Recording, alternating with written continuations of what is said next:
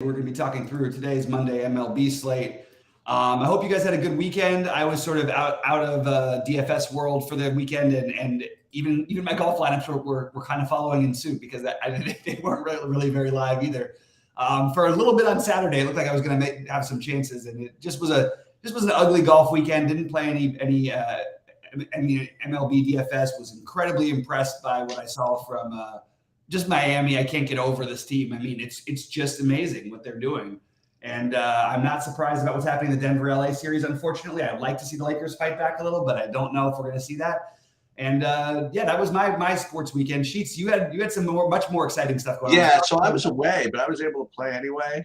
Couple of things. First of all, for those of you that didn't catch this on our live stream and in the Discord, I gave out the Preakness winner in fine style. Oh, nice. At one, and I mentioned it literally on air to you, and you said thank you very much. And I guess I put in the Discord channel, and I guess only nobody bet it. I don't know, but National Treasure did in fact win as like 4-1 or something like that.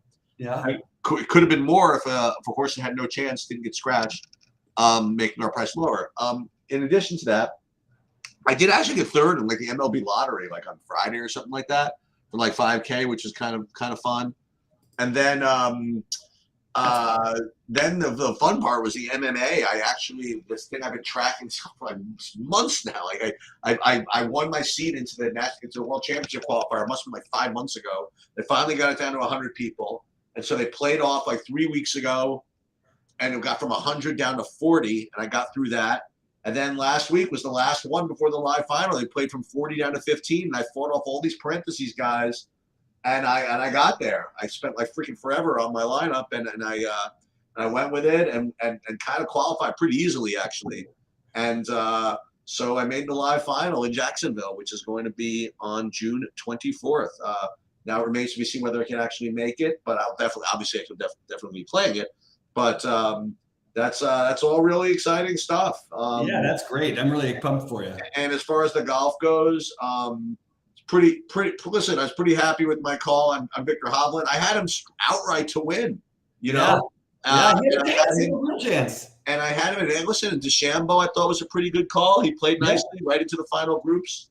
And I just couldn't get enough guys to make the cut. I ended up with a miracle 20-footer from Hovland at the end to min cash in the 4 whatever. But overall, I mean, I think it was a pretty. Listen, it was a good like equity weekend for me because that MMA thing is like giving me a carload of equity. As far as actual money made, it was a pretty poor week for me overall. I mean, like pretty much the whole week. So I'm ready to get back into it. Yesterday, literally on the plane, I put in some lineups. I did give out Texas as my top stack yesterday. They scored 1 million runs, so I cashed in nice yesterday. But I'm ready to get after it today. All right, me too. Let's jump into it. We'll pull up your screen and go game by game here. There's a lot of. Well, it's a small slate, but there's certainly it's Coors, so it's going to be all Coors. So we just know that we can basically take shots at most other places and not worry as much about ownership because I think Coors is going to be crazy owned. All right, let's show you the Dodgers Atlanta first. I guess I'll jump in on this one really quick. I'm not in love with this game for the Dodgers from a hitting perspective. I do have respect still for Morton.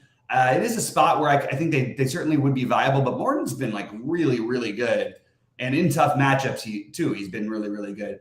You also have 10-mile-an-hour winds coming in from left field. It is a big stadium upgrade for the Dodgers in general. I would say if you're going to play anybody on either side in this game, I would definitely try to look more towards the lefties. Unfortunately, you only have like you have the bottom of the order, but 2 towards the top for Atlanta, because I do think Atlanta is going to be another team that gets owned today.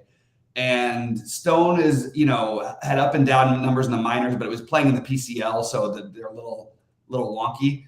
I do, all this to say that I have Atlanta like as an outside looking in stack as completely. I mean, they're completely viable, but I just don't think I'm going to end up with them most likely. I think I'm going to go a different direction today. I actually thought they'd be a little more popular than they're showing up to be early on.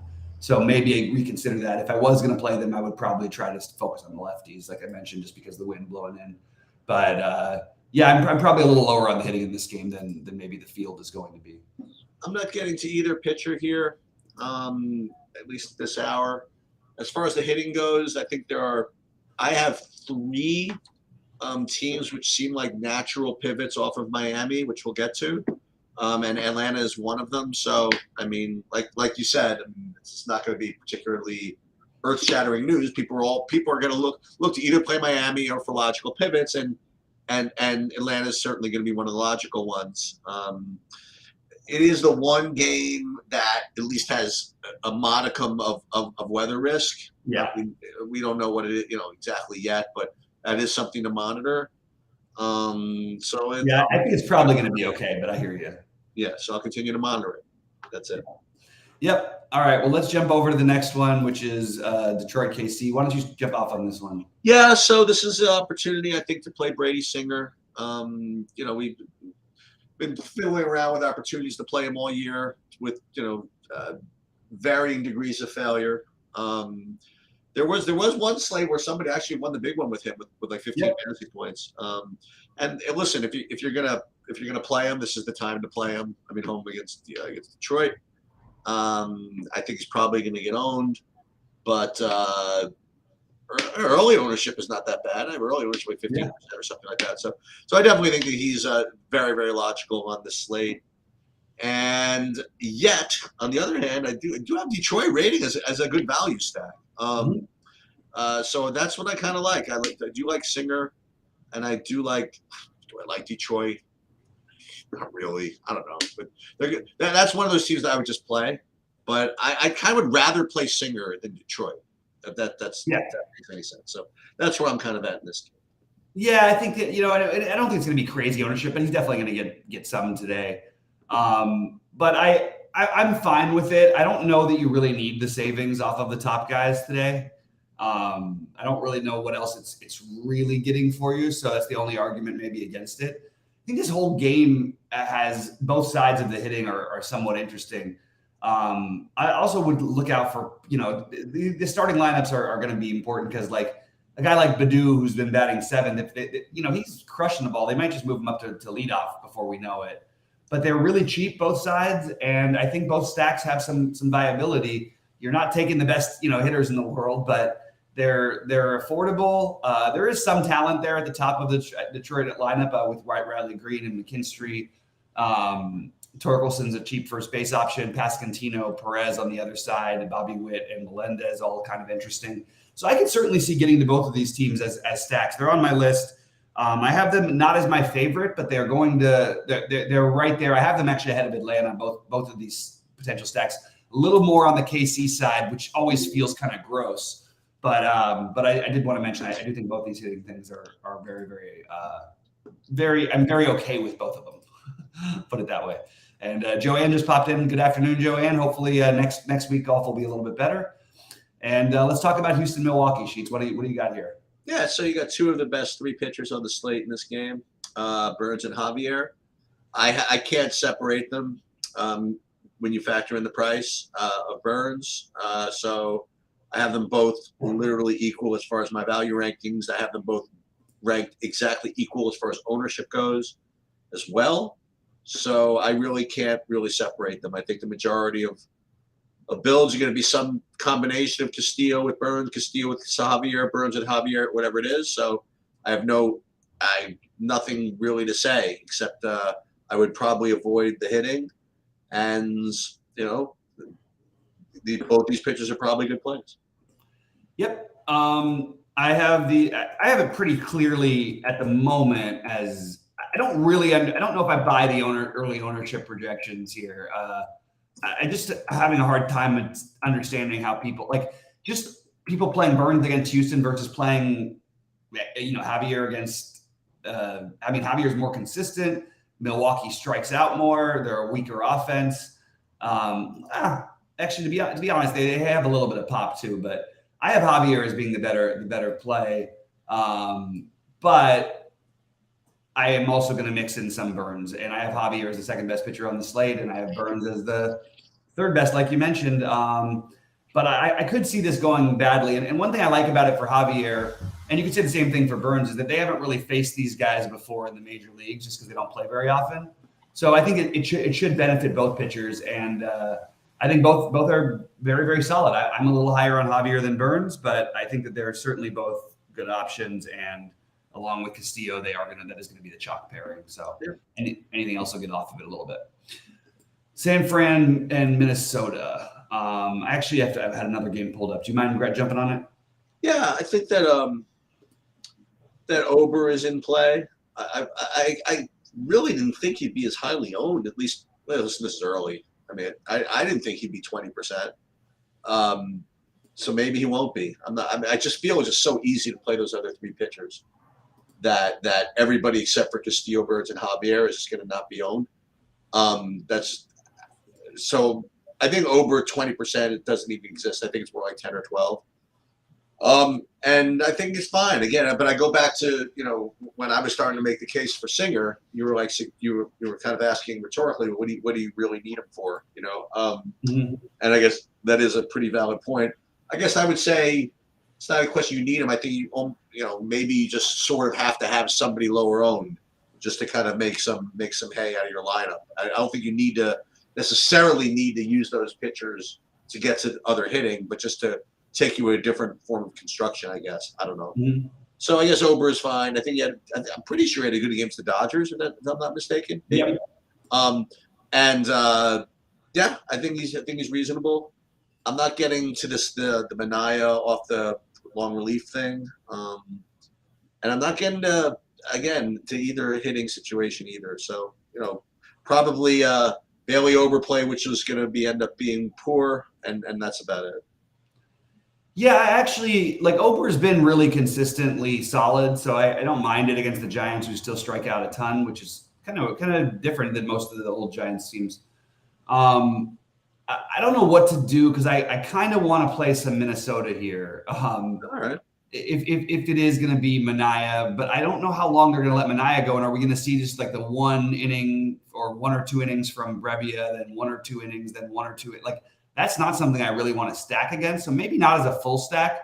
I find myself getting to it more on FanDuel just because I don't really want to play 5 of them, but I do like the top 4: Gallo, Correa, Kirilloff, and Buxton. And I'm just curious what they do with Manaea if they're going to let him it's just weird with the lefty off the. I'm actually just curious what their lineup is going to actually look like today. Maybe they do something totally crazy and actually bat Michael Taylor near the top of the order.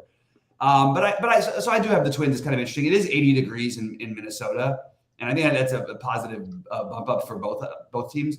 While Ober's been consistent, I'm just going to point out, even though I'm probably not getting them as a stack, all of the Giants lefties should be heavily in play here. They're all cheap. You've got a huge stadium upgrade because you're playing in 80-degree weather in Minnesota rather than 50-degree weather in San Francisco. And they're all, Conforto, Haniger, not even just the lefties, I guess. Conforto, Haniger, Yaz, Lamont and Wade. All those guys, I think, are totally in play. I just didn't find them as priorities personally. All right. Now we get to the Colorado game sheet. So I'm going to ask you, what are you going – I'll just say this right now. The super crazy, get weird play for me, which I probably won't put it in any tournament of any substance, and I probably won't even do it because he did have he has the blister developing. I think Cabrera is going to be is the kind of guy who you're going to see him have some really just awesome performances against good teams. He's going to be high variance in his pitching style in general, but he does have a ceiling. He's the get weird pitcher for me. I don't know how much I'll end up with of him, but I am considering him. And I also think that obviously these are the two best, the two on paper best stacks on the slate. You're going to have less ownership on Colorado than you do on Miami, as always. Their visiting team is always getting the bump. I am higher on Miami, and I'm going to play Miami as a mini stack mostly. I'm not going to get to any full Miami stacks. There's no way. But I will play a 3-man or something like that. I have no problem with that. And I even think if you get an unowned 4-man on FanDuel, you could pair either Colorado or Miami and not have to worry about getting so far off the board. But I prefer Miami, and particularly Soler, little Garrett Hampson revenge for you. Depending on how their lineup shakes out, but if we do get a lineup with John Birdie in it, he will definitely be in my lineups. He was in my first build. I think that Chase Anderson, he can run on him too. So there's a stolen base upside there. Yeah, so I mean, I obviously I like this game, but I'm just not going to play a 30% owned stack basically ever. I do think Colorado might be low owned enough to where you could start considering them as a stack, though. Sort of going back and forth on that one. What do you got here? I mean, Rates is the best stack on the slate, and the highest owned. This is going to be a common theme in pretty much all these road teams at Coors all season. One thing I'll notice as far as pricing goes, which is interesting, the exception of Birdie, I mean, everybody's either like healthily priced or really cheap. Like there's nothing really in between. Like you have all these guys over 5K, and then you go down to like De La Cruz and Hampson, and there's like a 2,500 guy who's going to be really popular. Yeah, the Burdick at 2,600. And if Wendell gets in at 2,600, you know what I mean? So that, I guess it's something interesting to note is that they're real cheapos and there's kind of expensive guys. I will just say this: if you go ballistic and play, all the Miami, I mean, Chase Anderson was completely unhittable in his first game in Colorado. I shouldn't say unhittable, but 5 innings pitched, one hit, 1 walk. I mean, what else do you want from the dude? And they only let him pitch 59 pitches. How sick is that, right? I don't know if he's got a leash anymore. Probably not. I mean, but this is the game. This is the game that ended up like 3-1 when everybody played Cincinnati.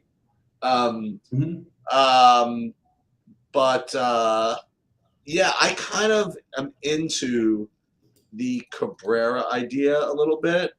I mean, it's really got everything you want. Like it's in Colorado. You got this little red cross thing. You know what I mean? What might keep his ownership down a little bit. But guy definitely has a ceiling. And he gets Colorado guys striking out. I mean, he could. I mean, I don't know if he'll outscore the top guys, but who knows? I mean, I think he's got a better chance to outscore the top guys than Bailey Ober at the same price. So yeah, I mean, I'd be into taking some shots on Cabrera. As far as what I'm going to do with Miami, I mean, look, the same thing as before. I don't think I'm going to play any Miami stacks with the combinations of Castillo, Javier, and Burns. But I might do something like a Singer Ober combination or something like that. You know what I mean? With the expensive Miami guys, maybe do something like that to get a little, but that's like really the only way, kind of like you, that I would play like a full Miami stack. It's just way. We don't get to theory as much as maybe we should, but the idea is that yes, Miami's the best play, and yes, those pitchers are the best plays. But if you play all these, especially if you play like the lottery, you're putting so much pressure on yourself to be perfect with your lineup. Yeah. Because everybody else is going to be shuffling these same combinations, and it's just really, really difficult. So I'd rather do something like I said, maybe exactly like this, maybe Singer Ober, or a little sneaky correlation. Maybe get Singer Cabrera or something like that, and then you can play Miami. But I would play the other 3 good pitchers with Miami. Yeah. Like I said, I don't know how much I'll end up with of them, but I do think that the Cabrera is, kind of interesting. All right, what do you got in the? I guess I'll start off this one. Yeah, you did the first one. Yeah. So LA and Boston.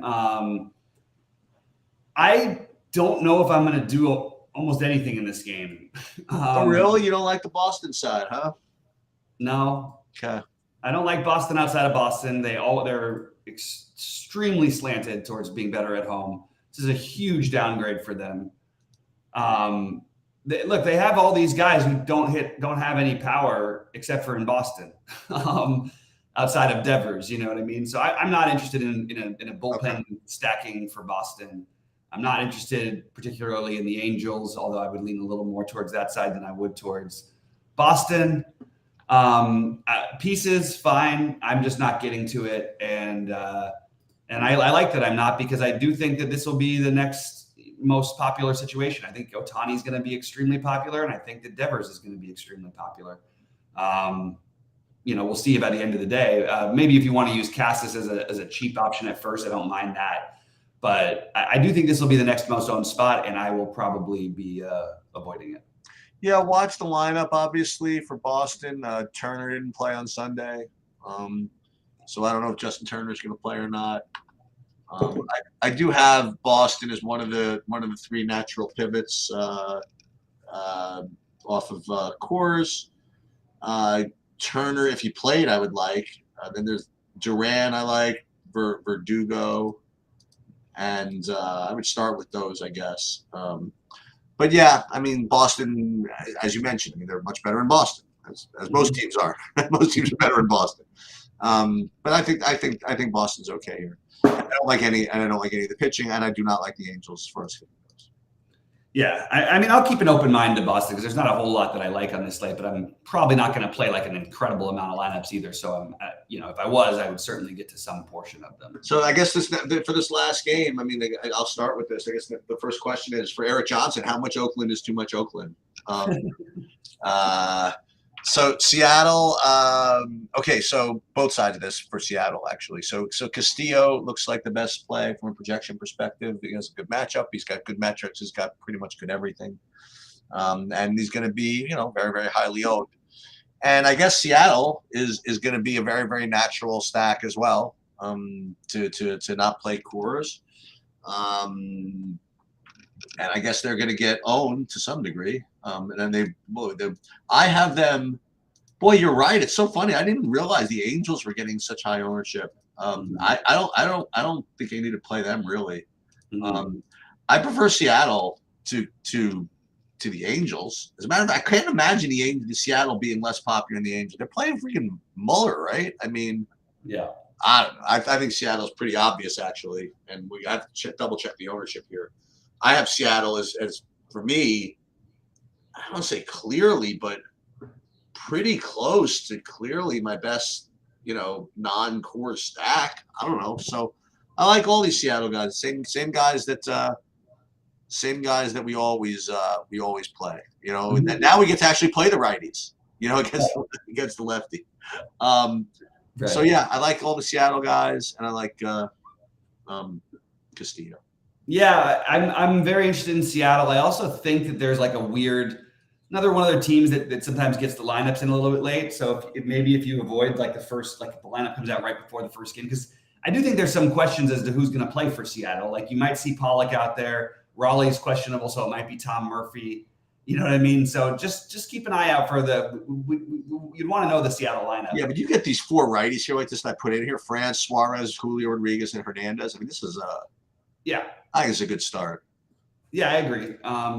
Personally, I'm also gonna, because of the ownership getting a little bit higher, I'll probably play Caballero at the bottom of the order and in my stacks, and I'll probably play AJ Pollock. If he gets in, sure. I mean, well, I can't imagine he wouldn't, and he's only on the team to play against lefties.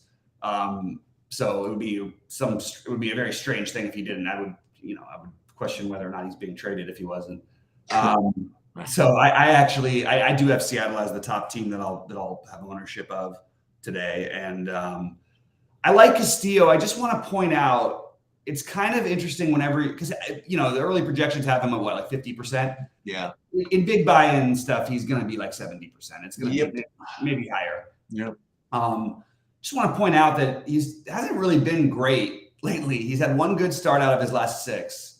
And maybe just, you do with that what you will, but like there's not a ton of options on the slate. I just think that he'll probably be in my biggest buy-in on DraftKings, and I probably will fade him on FanDuel, but I probably won't play him in a ton of my lineups on DraftKings other than my big buy-in as of right now. I just feel like it just feels too small. Like it's a small slate. The ownership's going to be a little bit higher than I don't even think it should be. It's just going to be really high. And if you wanted to, I would certainly not be looking to stack Oakland. But if you wanted to take a one-off or something from that game, you're going to get like no ownership on any of the Oakland guys, and we'll see where Langoliers ends up. But Ruiz can always steal a base. Rooker's got power. Laureano has power and some speed at the upside, although he hasn't been running as much this year. Noda's cheap. So if you want to take or JJ Bleday, any of these guys are viable as one-offs. I just want to throw that out there because it is a small slate. But as of right now, I've got Castillo. To sum up mine, I've got Castillo, Javier, Burns, like we talked about.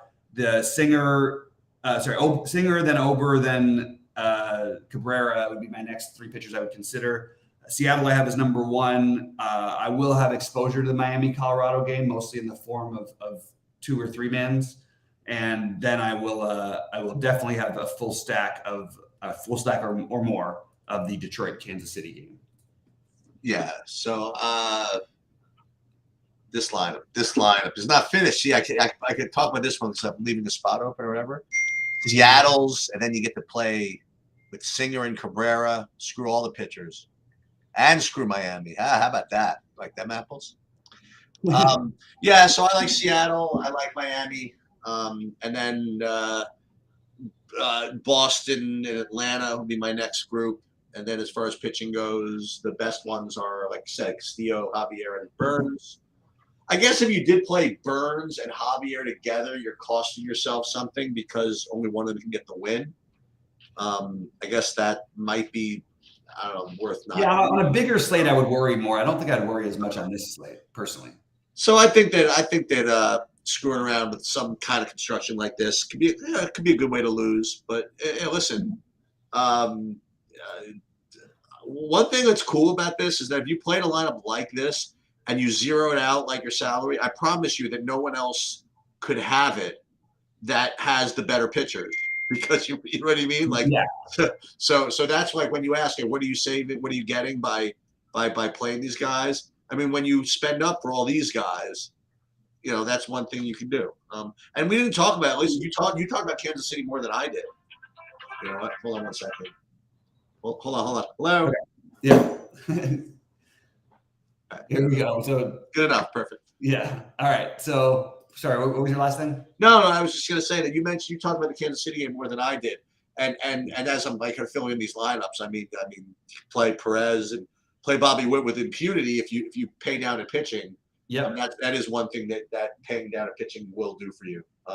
And like you said, I mean, if I play, you know, stuff like Ober and Cabrera and guys like that, I can get away with them scoring 13, 14 points. As long as Castillo and Burns don't get like 40, you know what I mean? Like that, yeah.